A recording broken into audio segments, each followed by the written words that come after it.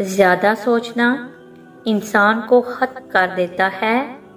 بس دعا کرو اور رب پہ چھوڑ دو۔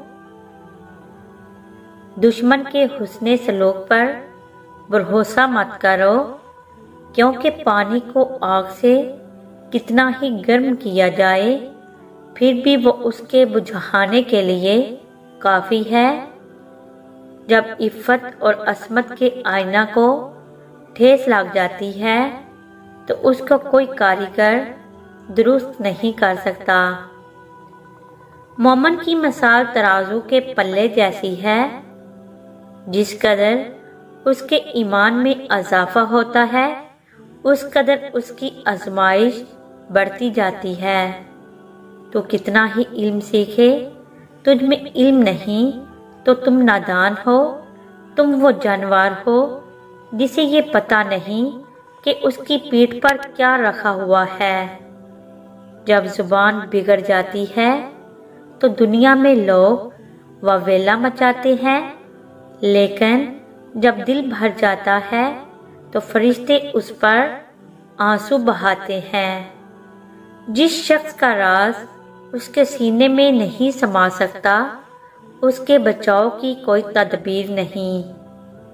موت سے نہ ڈر بلکہ زندگی سے ڈر، کیونکہ زندگی میں ہزاروں آفتیں پوشیدہ ہیں۔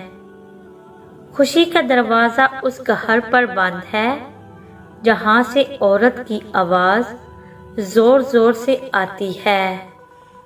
صبر ایک ایسی سواری ہے جو کبھی ٹھوکر نہیں کھاتی۔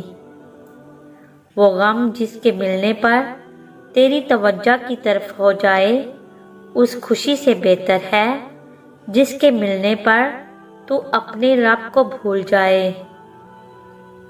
سب سے بڑا ناشکرا وہ ہے جو کسی مصیبت سے چھٹکارا پائے پھر اس بلا میں کسی اور کو دیکھ کر نہ تو عبرت حاصل کرے اور نہ ہی شکر ادا کرے۔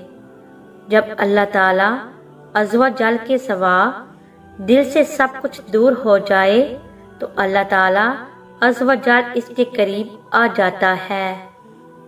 بدن کی تمام کمزوریاں دور کرنے کے لیے نیم گرم پانی میں شہد ڈال کر پیا کریں۔